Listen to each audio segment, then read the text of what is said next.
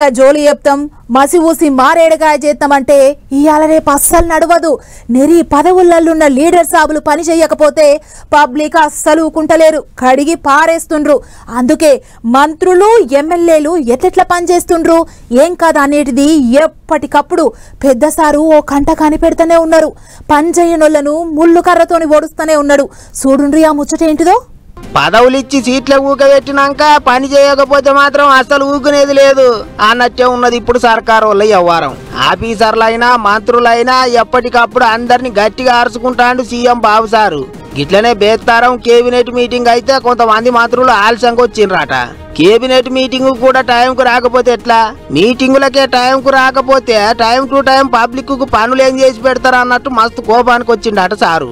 ఇది ఒకటే కాదు, మంత్రుల దగ్గరికి వచ్చే ఫైల్స్ మీద ఎవరు చెప్పున సంతకాలు పెడుతుండ్రు, ఎవరు ఆలస్యంగా పెడుతుండ్రు అనేది కూడా కార్వాయి చేయించిండ్రట.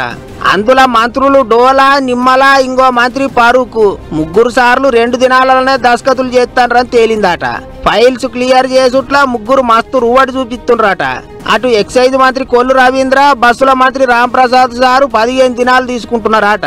అందుకే ఆలస్యం చేయొద్దని చెప్పిండట ముఖ్యమంత్రి.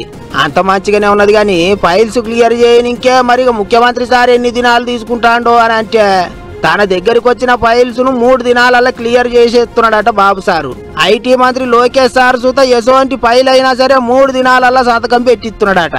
డిప్యూటీ సీఎం పవన్ సార్కు 4 దినాలు అవుతున్నదట. గిట్లా లీడర్లు ఎట్టెట పనిచేస్తాండ్రు ఏం కథ అనేది ఎప్పటికప్పుడు అన్ని ఓ కాట కనిపెడుతూనే ఉన్నారు. ఇంకో పెద్ద ముచ్చట ఏంటిదంటే ఏపీల కూటమి సర్కారు మంచిగా పనిచేస్తాందని మోదీ సారే మెచ్చుకున్నాడట. ఎంపీలతో మాట్లాడుకుంటా చెప్పిండట ఈ ముచ్చట. ఏమైనా లీడర్లను దారిలో పెడుతున్న పద్ధతి చూస్తా అంటే బల్లె హెడ్ మాస్టర్ల తీరుగానే ఉన్నది కదా పార్టీలలో పెద్ద సార్ల వ్యవహారం అనుకుంటారు ఇప్పుడు అందరూ.